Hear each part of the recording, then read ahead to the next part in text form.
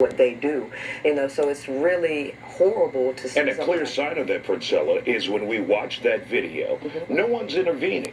Right. No one is intervening. They're only interested in capturing it on video, Correct. putting it on a world star or what have you, in order to get likes and attention. Correct. You see a 15-year-old girl on the ground being stomped and brutally beaten, and no one does anything. No, as a matter of fact, people are, kind of applauding it. I've had several conversations with people, and a lot of people are actually defending the group of guys that did that. They're making excuses for it. On what basis?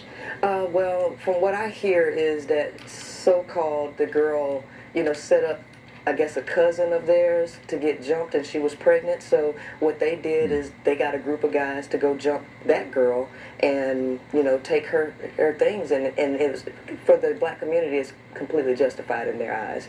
It's kind of sickening, honestly. Is that acceptable, Reginald? I've been doing this work for like 35 years. And to make sure people understand what you do, you mentor young men out there, young African-American, Hispanic males, whoever may be facing potential gang activity. Exactly. And you pull them away. It's a statement that goes, and I wrote it down and said, the children who need our love the most will ask for it in unloving ways.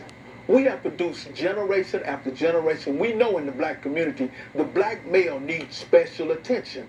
He's traumatized, and I'm not making excuses for him, but I know that we know from his track record in the school that, even in America, we may make up 18% of the school system, but we 33% of the expelled and the suspended at the school system. We're the #1 in the disproportionate in the juvenile detention center.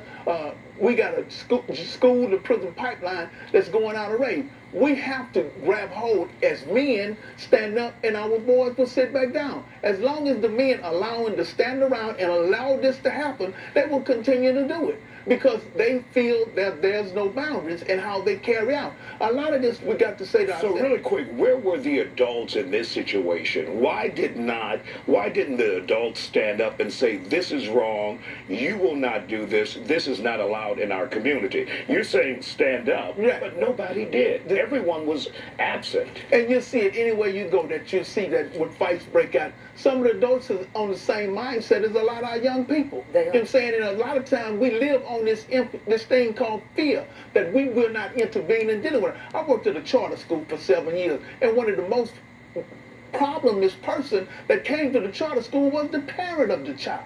So therefore, we have to really get back into community engagement and rebuild the family. But until we grab hold to this criminal injustice system that have a stronghold on our young brothers, the sister made a hell of a statement when she said that the toxic masculinity that our young boys are faced with. One thing. We're going to take a quick break here, and we'll come back, Reginald. We'll let you finish that thought. We'll be back with more facts. On our out-of-control teenagers here in this society. And of course, we have Princella Carr, YouTube blogger, and Reginald Boyd, who has mentored young men here in this community for years. Let's start back with you and your final thought that you had during our last segment, Reginald. Well, I was saying that, we have to, as in the community, as men, stand up and grab back hold leadership in our community. We know that there's an issue and there's a problem, but we have turned a blind eye and a deaf ear to what's going on.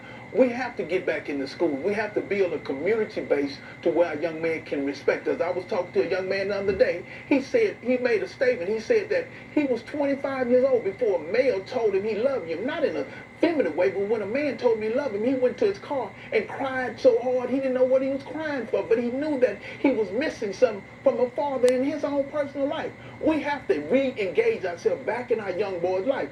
People don't care how much you know till they know how much you care.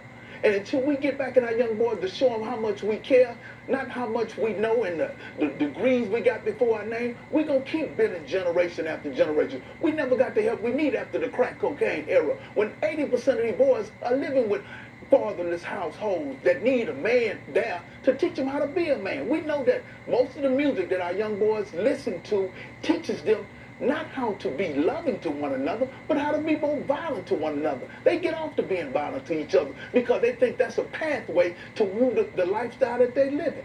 Now, Princella,